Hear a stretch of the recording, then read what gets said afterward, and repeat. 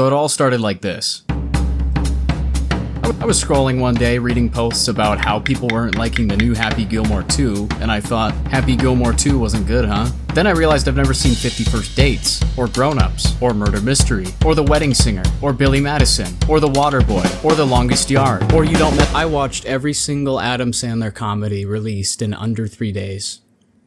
Can you tell by my voice how happy I sound right now? First, I needed a plan. If I'm gonna overcome this stupid idea of mine for my monthly YouTube video, I'm gonna need to get a concrete plan. Step 1, watch the movies. Count the laughs. Step 2, rank them.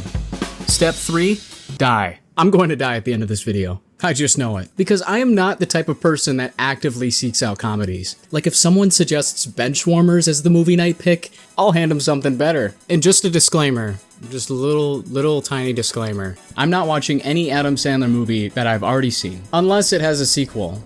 Then I'll have to force myself to rewatch that movie just so I have something to go off of with its predecessor. So now that we have the plan, let's see which movies we won't be watching. Starting out with Click. A movie I did not expect would be pretty okay. This movie's been joked about online for the past 10 years, so I always thought it was gonna be absolute dog shit, but it made me cry when I saw it.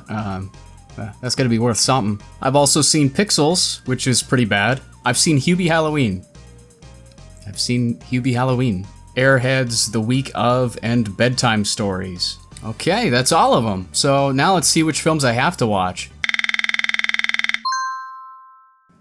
Oh, I don't think I planned this video very well. Now that I have all the movies that I have to suffer through, I had no idea what order to watch these in. I stared at these films with no clue where to start. It's like being presented with 27 different medieval torture devices, and then being asked which order I would like to experience them in. So in the end, I decided a Wheel of Fate would be a fun and interesting way to complete this challenge. And my end goal was to complete these all within 3 days. And I guess you'll have to stick around till the end to see if I actually survive. Jakob Ross, film guy here. I am so fucking scared right now. It's time to pick the first movie we watch. We got a little wheel here with every single one. It's time to get this started. So here we go. Oh boy.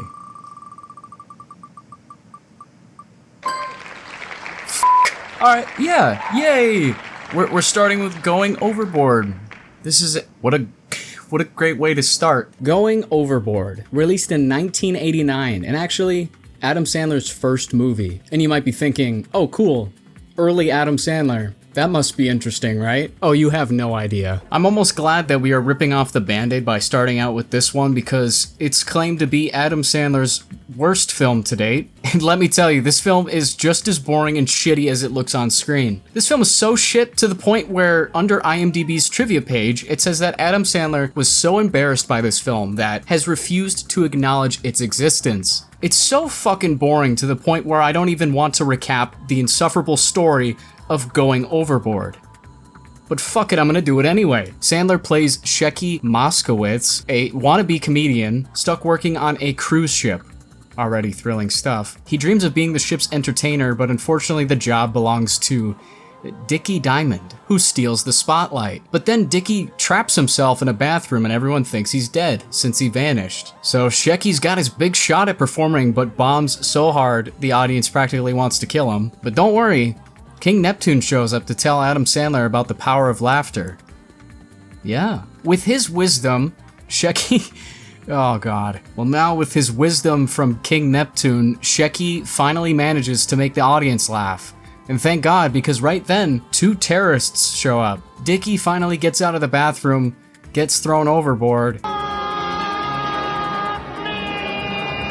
And that's it. Sandler's big cinematic debut. Just end the movie. Just end the movie. Just start the credits. Here, I'll put my own on screen. Alright, the movie's done. Tallying my laughs, I laughed a whopping 0 times within the hour and 40-minute runtime. Well, with that piece of shit out of the way, let's see what's next in the Wheel of Pain.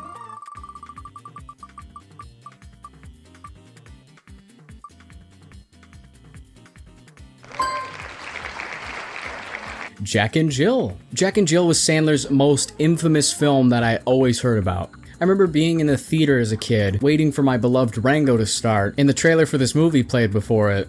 And what's so funny to me is looking back at that memory, the only reaction I had to that trailer was, wow, that looks like shit. Little did child Jakob know is that film would go on a historical run for awards that year, and win every single Razzie Award in 2012, with Adam Sandler winning both Worst Actor and Worst Actress. Damn. With one of the categories even featuring 2 different Adam Sandler movies. This guy just can't catch a break. Well, now how was the movie? Take a wild fucking guess. I actually find this film to be incredibly fascinating in the same way as, say, watching a freak accident happen right in your face. Something I probably shouldn't be looking at, but just can't help but watch. This is about one of the flattest looking films I've ever seen. It feels like no one on set had any idea where the camera was going to be placed, or what even the movie was about. I'm still shocked that this piece of shit was able to choke up more than one laugh out of me. Jesus Christ. Mostly because Al Pacino, he took the script and just fucking ran with it so well. He plays himself, and most of his purpose in the film is just trying to bag Jill, played by Adam Sandler. And it's probably one of the most acceptable uses of product placement I've ever seen in a film. If you don't think the Dunkachino scene at the end of the film is pure cinema, well, then the door is right there. Also, I was surprised to see Jared from Subway appear in this film. What? Jesus! What's Jared doing here? Maybe he heard the title and thought he was going to be acting with some kids. Wish already! I'm hungry! Hungry for minors. I'm giving this a 1 out of 5. Let's move on.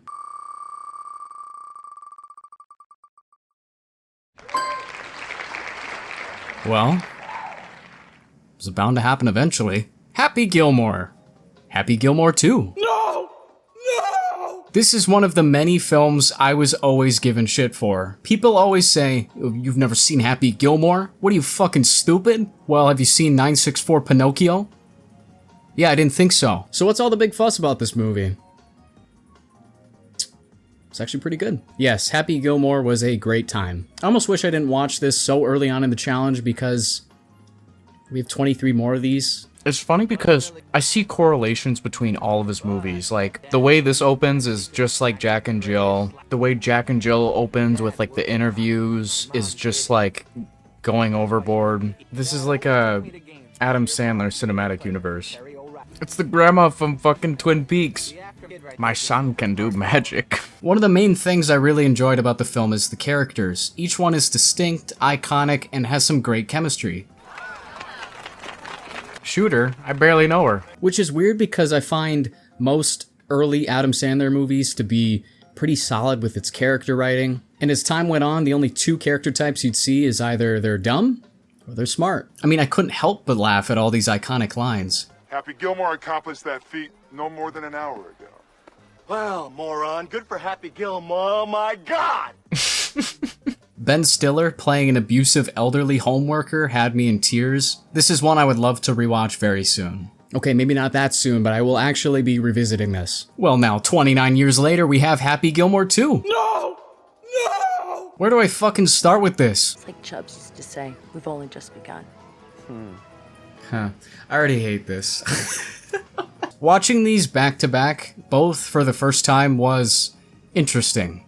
Whereas the first one ended with me feeling happy. The second one opens with this hilarious epic music. This is not gonna be a good movie. They're really playing this one up. I'm getting so fucking amped up. Happy Gilmore 2. We needed a sequel. Followed by Happy killing his wife. What? After the funeral.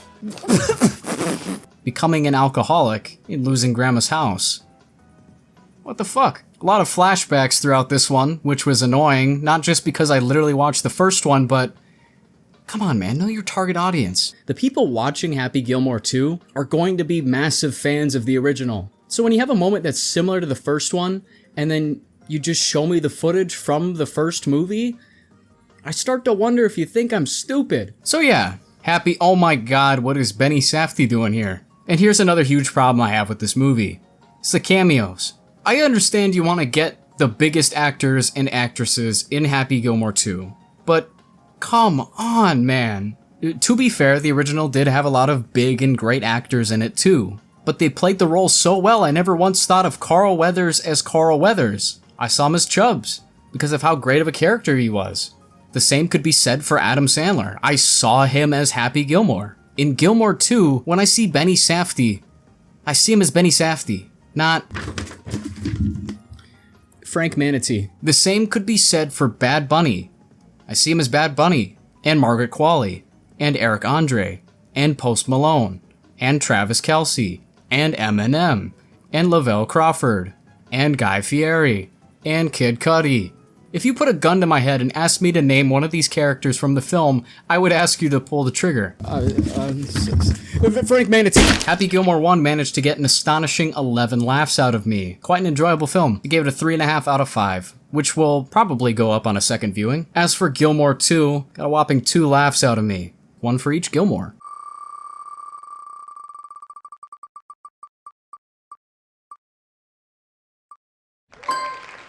Chuck and Larry was an interesting film. It follows Sandler and Kevin James as 2 firefighters who must act as a gay couple so that Kevin James can get benefits for his kids. And I'm still trying to figure out whether this film was pro-gay or anti. Probably because they say a lot of slurs, which shouldn't be the punchline of a gag. Overall, this movie's fine. It's overall quite forgettable, but it managed to make me laugh about 3 times out of its 115-minute runtime. 2 out of 5.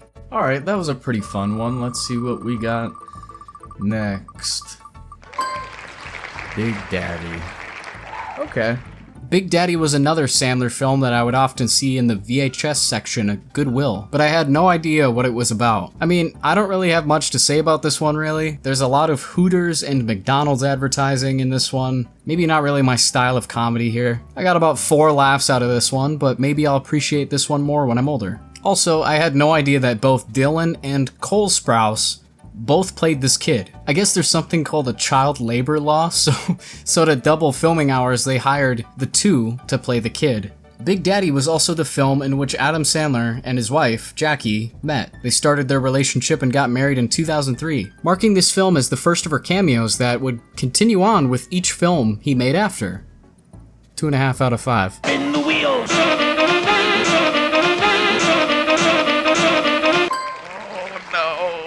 The Do-Over is quite possibly the biggest piece of shit I have ever seen, and I've taken massive shits before. I'm convinced that those dickheads over at Netflix just throw their money at anything to put on their service. This film is so unfunny with every terrible joke that they try to throw at you that it feels like the writers were trying incredibly hard to write some of the worst jokes possible for this incredibly stupid and convoluted plot. I am really fucking angry right now. I'm being punished by watching this. This is self-inflicted torture. It was so bad that I started questioning whether or not I wanted to introduce a veto in this challenge. Call it quits and move on to the next. But honestly, I couldn't bring myself to do it.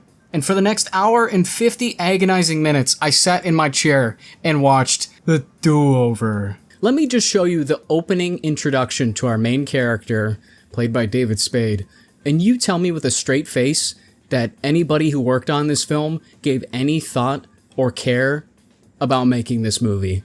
Reunions are strange. They bring up a lot of feelings about your past. Were you a jock? A pothead? A drama club kid?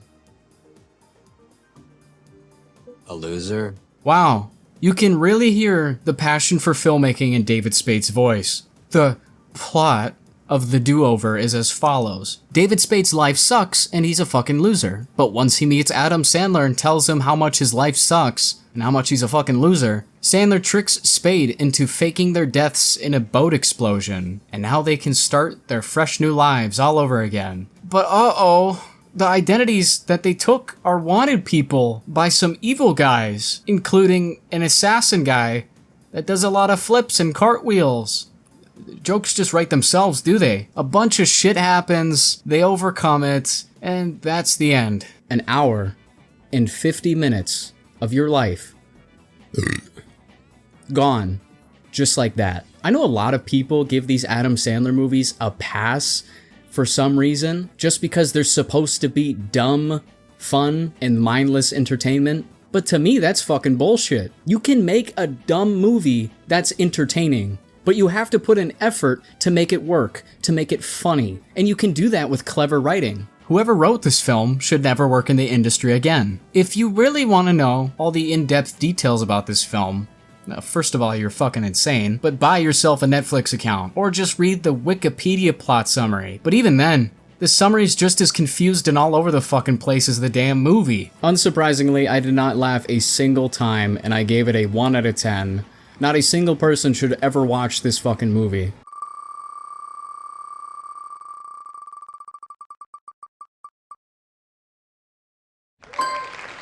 Oh, thank God. The Wedding Singer. Everyone knows The Wedding Singer. Oh, somebody kill me, please! It's a classic. Maybe it's only because I just watched the doo-doo over, but yeah, this wasn't bad at all. And quite a relaxing watch on this day of the challenge, probably because everything else that followed this film was absolute torture, but more on that later. There's not much I really have to say about this film, really. It's cliche with its writing at times, sure, but sort of worked for me. It's just all around a very cute romance movie. I'll give Sandler this win. It made me laugh 7 times. 3 out of 5.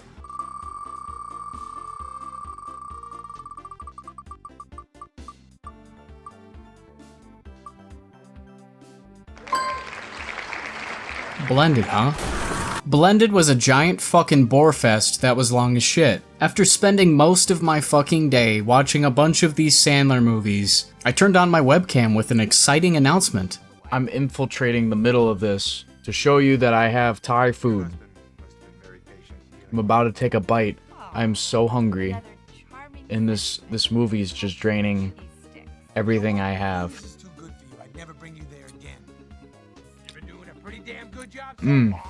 There's some broccoli. This was the happiest I was the entire day. Not even that could save me from the boring, predictable movie that was Blended. Basically, Adam Sandler and Drew Barrymore had one really bad date in the past, and now they're coincidentally put together in a blended family vacation at a South African resort. Hey, wake up. Every moment in this film is so predictable. Like, of course they're gonna get together in the end and fall in love, because how else would it end? And I mark this as the point in day 1 where every ounce of my spirit had been drained completely. I think I've, like, transcended my physical form. You know, once you get nearly 10 Adam Sandler movies in, you just start to forget where you are. Did that mic pick that up? I've transcended from my physical... 1.5 out of 5. I laughed once during this film. Wish I could say this was the point where the day ended, but oh boy, it's about to get worse. Next. Oh boy, I can't wait. Leo! Finally, something animated. Oh, thank God, now I don't have to look at Adam Sandler's face for once. This should be a nice and easy watch. I heard good things about this one, so let's dive in. Who the fuck is screaming outside? Terrific. Terrific. Hooray! Yes! Leo! Last year of elementary school. Hold the fuck on. Is this a musical? Is this a fucking musical? Last year of being a kid, being on top.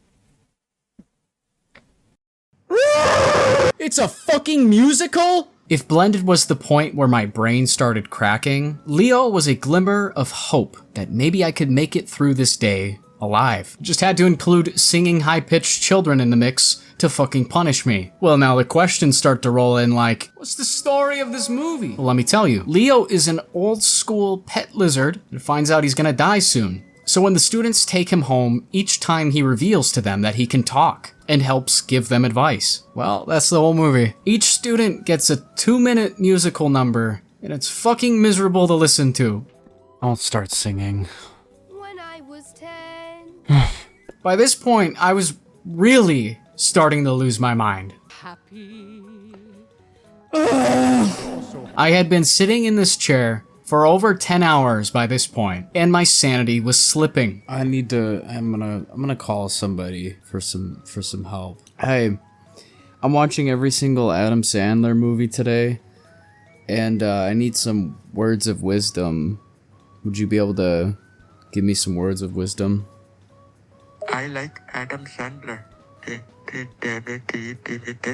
In every move, he plays the same character. You need guidance for getting through the Adam Sandler movies? Just keep watching them and enjoy the fact that they're all exactly the same movie. And then I decided, you know what? Fuck it. I'm gonna call Adam Sandler himself for help. Hello? Hey, Prophet Adam yourself. Hey, Jam.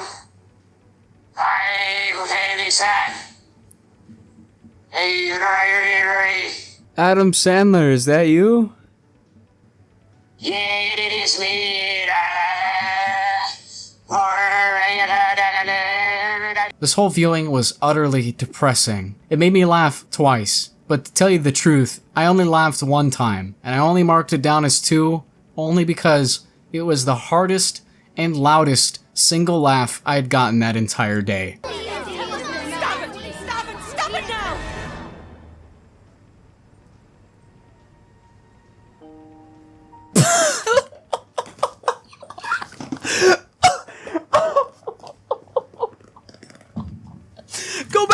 Go back! Oh, my stomach, my chest. Overall, it was like a 1.5 out of 5. Alright, it's done. It's done. Leo's done. Alright.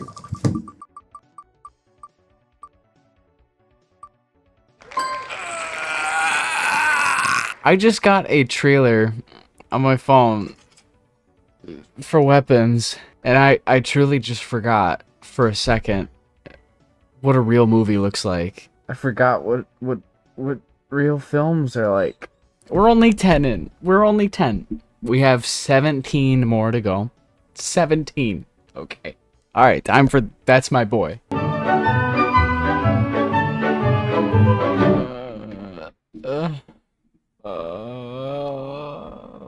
No more. No more. I can't take it anymore. I'm dead fucking serious when I say that this was it.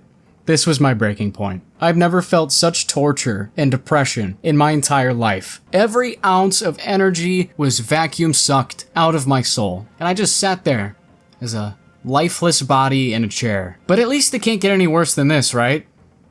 Right? Fuck this stupid ass movie. From here on out, every time I need to credit something as complete utter dog shit, I will say, that's my boy. Because this film is a fucking piece of That's My Boy. It takes the crown in this challenge so far as having the worst plot of an Adam Sandler film that I have ever seen. It starts with Adam Sandler as a child in middle school who has sex with a teacher and then gets her pregnant. Oh boy, what a hilarious starting point. I'm rolling on the floor right now because I guess Adam Sandler's team finds adults having sex with children funny. I would go more into what actually happens in this film, but not one nerve in my body wants to recount the events of this piece of shit.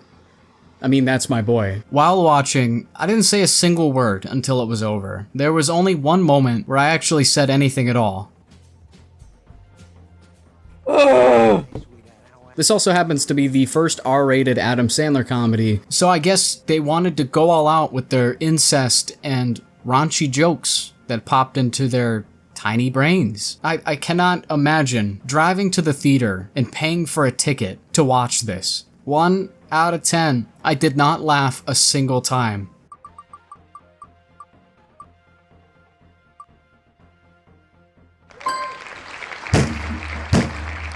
Murder Mystery. Both the first and second are probably, are some of the most boring films I've ever seen in my entire life. Going back through the footage of me watching this, I don't think I said a single word throughout the entire 3 hours and 7 minutes that these films added up to. I did not laugh a single time within these 3 hours. Add in That's My Boy, and for the last nearly 5 fucking hours, I hadn't laughed a single time. God, I feel sick. But anyway, how was the movie? I don't see the appeal of these, let alone the fact that they needed to make 2 of them. Every character is one-dimensional.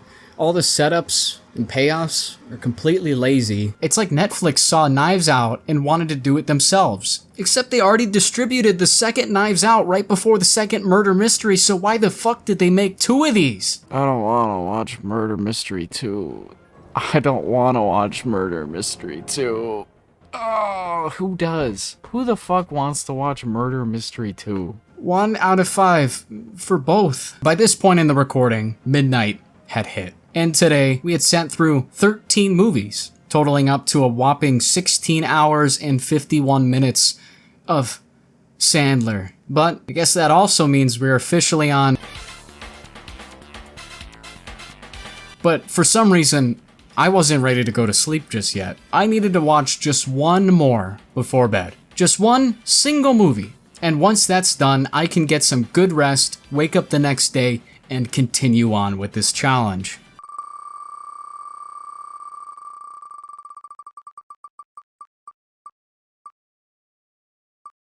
Oh my god.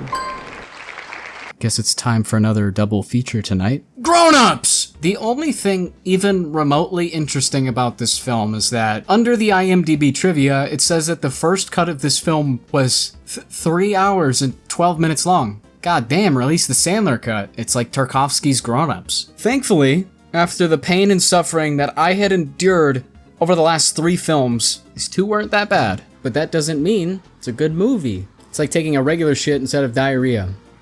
It's still shit. I chuckled 3 times during the first Grown-ups, and then 5 times during the second. My scores for these are on screen. I think I'm gonna go to bed. I won't even spin it, because I don't even want to go to sleep thinking about what I gotta watch tomorrow. So, good night.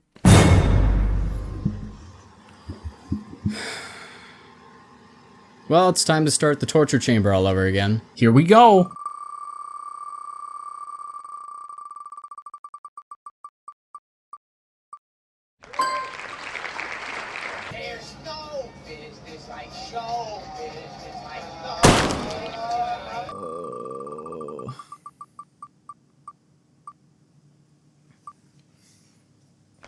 That's a technical foul. I'm kinda shocked it took me this long to watch this. I remember the Nostalgia Critic having a fucking meltdown over this movie, so I thought it was gonna be a miserable experience. I'm not gonna lie, it wasn't that bad. See, I knew this young man years ago when his moral fiber was My god, his fucking voice. Okay, it was pretty bad, but compared to other Sandler movies I've seen so far, this has some quality to it. Like, for starters, the animation is surprisingly decent, especially for a hand-drawn animated film. Just think, someone had to sit at their desk and animate this for hours. Also, this was 1 hour and 16 minutes, making it the shortest one we will watch in this challenge. You did it, Sam. Congratulations! I would kill myself now. I was also surprised by how some of the songs aren't that bad either. Some of them are pretty catchy at times. I didn't really mind them. Would I watch this again? God, no. This wasn't that bad, but only by Sandler's standards. 1.5 out of 5. 10 more to go. We got 10 more to go.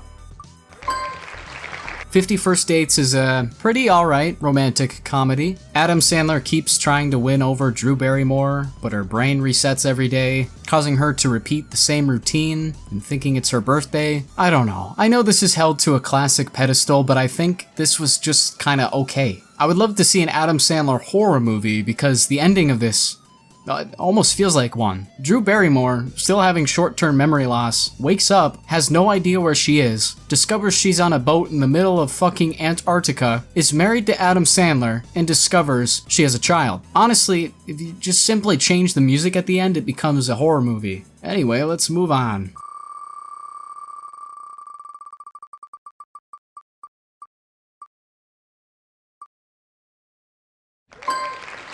I don't know about anyone else, but I was just really annoyed by this one. With Jack Nicholson in the saddle of the supporting role of this movie, I was ready for a great time, but I don't know, the story stood out as being a bit too all over the place for me. To summarize, the whole movie is just Jack Nicholson playing Sandler's anger management doctor, just basically rage baiting Sandler throughout the entire thing, and going, well, you definitely need to control your anger. Repeat that for 106 minutes, and you have yourself anger management. I laughed one time during this, and I don't think I have any urge to revisit this one. But hey, at least we got one pretty funny gif out of this movie. That's pretty funny. We are on the 20th Adam Sandler movie. I don't know how I made it this far already, but let's see what we got. It can't be that bad, right? It can't be.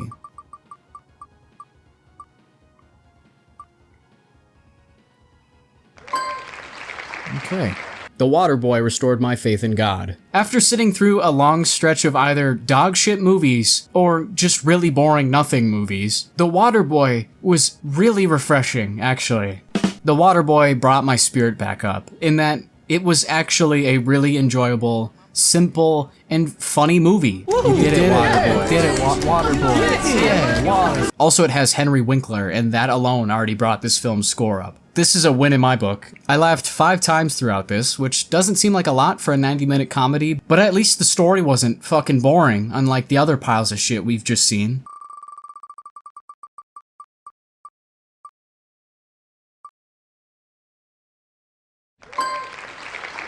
Little Nicky was another film I always heard growing up like it was one of the best comedies ever made.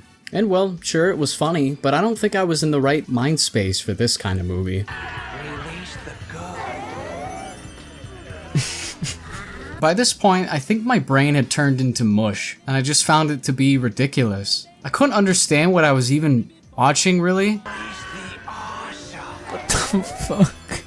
I think it's because I watched 21 Adam Sandler films over the last 48 hours, and every single one was molding all together around my brain into one pile of gunk, if that makes sense. Probably doesn't. I've never felt this drained in my entire life. I really couldn't tell you what even happened in this movie. The only memories I have are from looking back through the footage of my reactions. It's like looking at an old scrapbook of my past. The only thing I remember is that Quentin Tarantino comes out of nowhere for a scene acting like a blind man. He hits a pole, falls over. I can't even remember if he appears again. Maybe he died after. I think I need to go to bed and gear up for our final day tomorrow.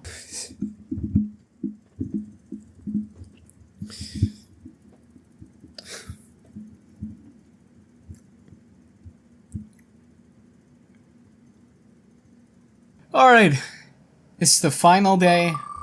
We have 6 films left to suffer through. What do we have first? No. Ridiculous 6. It's not like those really shit movies where it's so bad it's funny, where a film tries to take itself seriously, fails, and becomes hilarious. No. This is something else. This is something worse. Because a comedy film failing to make you laugh is just even more insufferable because it drains every ounce of life from your fucking soul. It's just unbearable and embarrassing. And it doesn't help that this film has some of the worst jokes ever written. I said that about Going Overboard, but this is like on another level. It's just fucking horrible. Its gross out jokes are incredibly annoying. It has a bunch of racist jokes too. Like, why? What's funny about this? But hey, at least this is Taylor Lautner's best role. Fuck this movie. At least it can't get any worse than that. Let's move on.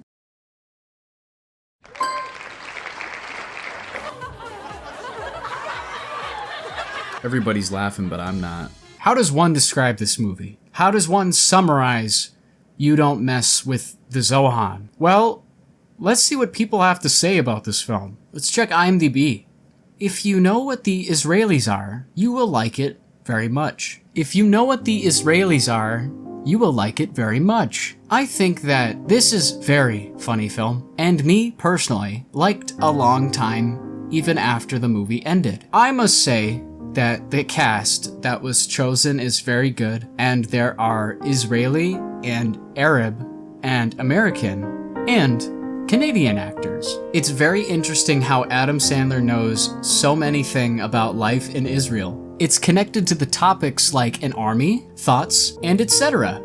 Rob Schneider is constant cameo of Adam Sandler, so you can see him also in this movie. And he has got a good acting job. Chris Rock appears for 5 minutes, and he is very good. Even awesome, so don't mess with the Zohan.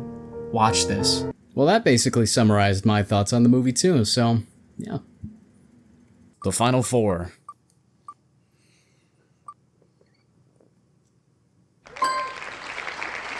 The Longest Yard I remember seeing the first hour of when I was a kid, sitting in my parents' friend's camper while camping. But I never finished the Longest Yard until now. I don't think I ever would have watched it again if I weren't forcing myself to like I am now. The movie is fine. It's a bit out of touch and dated with its humor. Like they have a male cheerleading team, and that's it. That's the joke. It's like they remade The Waterboy but made it boring. Alright, let's see. Three more.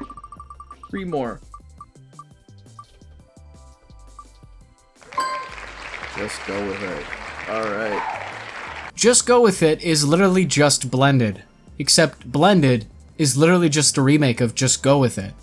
You following me? Just Go With It and Blended are the same fucking movie. Both have two couples going on a trip with Adam Sandler and Jennifer Aniston falling in love at the end. We are so fucking close to the end of this challenge that I just don't really care. I have to come to understand that these movies are intentionally predictable because they don't trust their audience to face anything remotely challenging or different.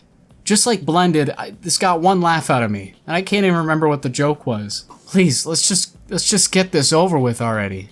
Here we have it. The final two in this whole challenge. Let's see what we get.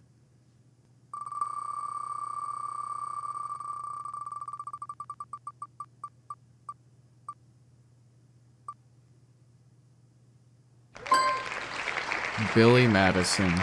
Billy Madison, one of Sandler's most praised films, is one that's actually funny and entertaining. Chris Farley is a treasure. His very little and hilarious screen presence in this film just really makes me want to watch more films with him. It's immature and stupid, but it hits it in a good way. I'm very happy that I finally got to watch this and will probably be revisiting it in the future. Steve Buscemi coming in to commit attempted murder at the end is comedy gold. I laughed a whopping 10 times. God, I really needed this after all the shit we just sat through. And with that, it's time to finish the final movie. Last one. I can finally say that I've successfully watched an Adam Sandler movie. At least 27 of them. Oh boy. Hello, folks at home. Hi. Here I am 100 yards from the top of Mount Everest. What the fuck? Mr. Deeds. What a great one to end on. By this point, all my sanity had been restored with Billy Madison, but this one just really brought my soul back. Adam Sandler plays Deeds, a greeting card writer that lives in the middle of nowhere. He finds out he has inherited $40 billion from his now dead uncle, and from there, a bunch of stupid but funny antics occur. The chemistry between Winona Ryder and Sandler was strong, and the ending was great. I laughed about 8 times throughout this one, and it was honestly a pretty good time.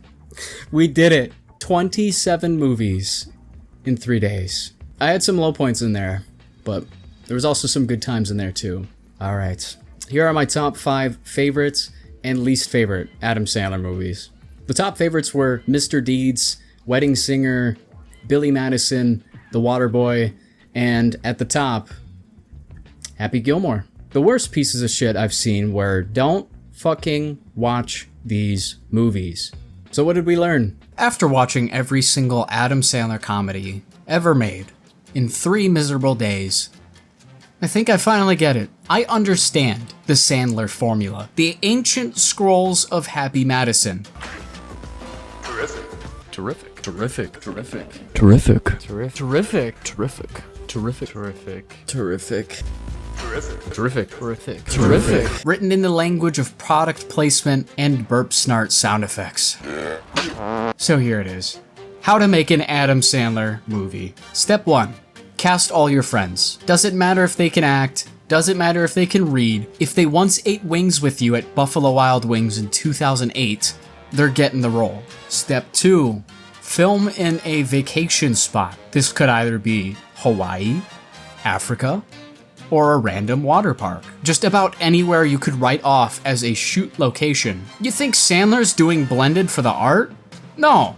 Man wanted a free trip to Africa. Step 3, give your characters a dumb name and a weird job. These characters are either a washed up athlete, a weird voiced man-child, or both. Step 4, a random celebrity cameo. You'll see Shaq, Vanilla Ice, Al Pacino, or Guy fucking Fieri. Doesn't matter if it makes sense. Their presence in itself is a joke. Step 5, product placement. Every meal must feature a shot of Hooters, McDonald's, or a Subway sandwich being eaten like it's a sacred communion. Adam Sandler is Hollywood's most powerful illusionist. I mean, the man's built a 30-year career by just making the same movies over and over and...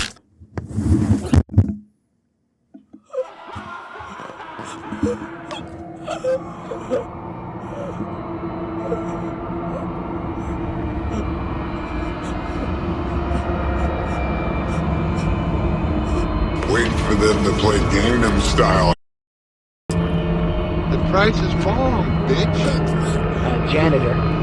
Bitch. Bitch. Bitch.